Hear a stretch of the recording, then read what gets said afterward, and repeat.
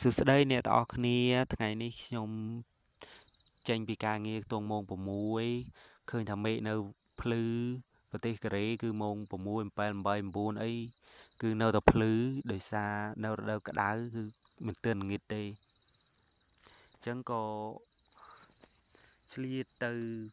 ម៉ាតដើម្បីរកទិញរបស់របរប្រើប្រាស់ដូចជាទិញម្ហូបភេសជ្ជៈ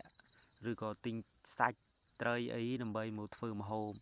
ហើយថ្ងៃនេះក៏ឆ្លៀតធ្វើវីដេអូសម្រាប់បងប្អូនទស្សនាបងប្អូនខ្លះក៏មានបំណងចង់មកធ្វើការឬក៏មកទេសចរនៅប្រទេសកូរ៉េអញ្ចឹងចង់ដឹងពីប្រទេសកូរ៉េខ្ញុំក៏ឆ្លៀតធ្វើវីដេអូជូនបងប្អូនហើយនៅប្រទេសកូរ៉េនៅម៉ាតគឺមានលក់របស់ច្រើនដូច្នេះប្រជាជនកូរ៉េពេលចង់ទិញអីផ្សេងគ្រឿងបរិភោគអីផ្សេងគឺនិយមទៅម៉ាតខុសពីយើងនៅខ្មែរគឺនិយមទៅផ្សារអញ្ចឹងទៅបងប្អូនហើយខ្ញុំបដោតទៅលើការធ្វើវីដេអូតាក់ទងការទៅដោះគោថ្ងៃហ្នឹងហើយទៅដោះគោជាភេសជ្ជៈដែលគេពេញនិយមផងដែរហើយយើងអាចរកទិញបាននៅម៉ាតនៅផ្សារទំនើបឬក៏ហាងងាយស្រួលមួយទៀតឬក៏អាចទិញដោយនៅតាមកន្លែងដែលគេដាក់ម៉ាស៊ីនស្វ័យប្រវត្តិខ្ញុំសូមបញ្យល់ពីម៉ាស៊ីនស្វ័យប្រវត្តិបន្តិចបងប្អូនគឺយើងដូចតែគេដាក់តម្លៃយើងចង់ទិញភេសជ្ជៈអីដូចជាទៅដោះគោអញ្ចឹងគេដាក់តម្លៃ3000អញ្ចឹងយើងគេយកលុយ3000ដាក់ចូលម៉ាស៊ីនហើយម៉ាស៊ីននឹងចេញទៅដោះគោនឹងយើងអាចដកយកហើយយើងទៅទិញ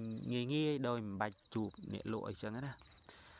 ហើយទឹកដោះគោដែលគេពេញនិយមនៅប្រទេសកូរ៉េហ្នឹងគឺទឹកដោះគោស្រស់ទឹកដោះគោមានជាតិខ្លាញ់ទាបទឹកដោះគោគ្មានជាតិខ្លាញ់ទឹកដោះគោរសជាតិចេក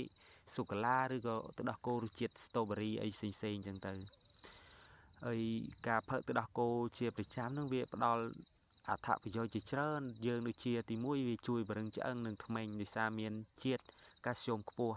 ទី2ហ្នឹងវាផ្ដល់ប្រូតេអ៊ីនដែលជួយសាងសង់សាច់ដុំធ្វើឲ្យយើងមានកម្លាំងមើលមូលអីចឹងទៅ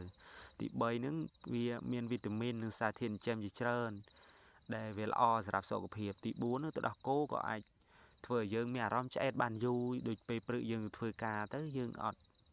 បានញ៉ាំអាហារទៅយើងអាចញ៉ាំទឹកដោះគោជំនួសបានហើយតេតងនឹងតម្លៃវិញទឹកដោះគោនឹងអាស្រ័យទៅលើម៉ាកនិងទំហំជាទូទៅទឹកដោះគោស្រស់មួយប្រអប់ប្រហែល1លីត្រមានតម្លៃចន្លោះប្រហែលជា2500ទៅ3500វ៉ុនបើគិតជាដុល្លារវាខ្ទង់2-3ដុល្លារអីចឹងណាហើយចំណែកមកប្រអប់តូចដែលយើងផឹកម្ដងហ្នឹងតិចហ្នឹងវាមានតម្លៃប្រហែលខ្ទង់1000ដល់1800វ៉ុនវាចន្លោះខ្ទង់1ដុល្លារទៅ1ដុល្លារកន្លះអីចឹងទៅហើយតម្លៃហ្នឹងវាអាស្រ័យទៅលើហាងនិងទំហំទៅតាមនឹងទៅបើបងប្អូនរស់នៅនឹងធ្វើការប្រទេសកូរ៉េការញ៉ាំទឹកដោះគោវាសមស្របនឹងតម្រូវការរបស់យើង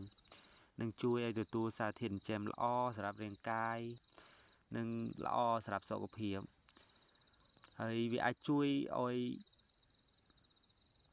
យើងមានកម្លាំងមើលមួនសុខភាពល្អអីទៅហើយបើសិនយើងរស់នៅនឹងធ្វើការនៅប្រទេសកូរ៉េការញ៉ាំទឹកដោះគោនឹងវាល្អចឹងខ្ញុំជ្រុញឬក៏លើកទឹកចិត្តបងប្អូនកុំអីស្ដាយលុយអីការទិញទឹកដោះគោញ៉ាំនឹងវាល្អកាលណាសុខភាពយើងល្អយើងធ្វើការនៅនឹងបានយូរយើងអាចរកលុយបានច្រើនទៅតាមនឹងទៅហើយក៏វីដេអូយើងគឺចប់ប៉ុណ្ណឹងសូមអរគុណសម្រាប់ការទស្សនាវីដេអូបើសិនជាបងប្អូនចង់ឲ្យខ្ញុំធ្វើវីដេអូបន្ថែមអំពីអាហារភេសជ្ជៈអំពីការរស់នៅប្រទេសកូរ៉េហើយបងប្អូនសូមកុំភ្លេចជួយ like ជួយ share ជួយ comment ជួយ subscribe និង follow page ឬក៏ channel ដើម្បីជាការលើកទឹកចិត្តនិងការផ្ដល់កម្លាំងចិត្តដល់ខ្ញុំដើម្បីធ្វើវីដេអូក្រោយៗឲ្យពីប្រទេសកូរ៉េជូនបងប្អូនទៀតសូមអរគុណ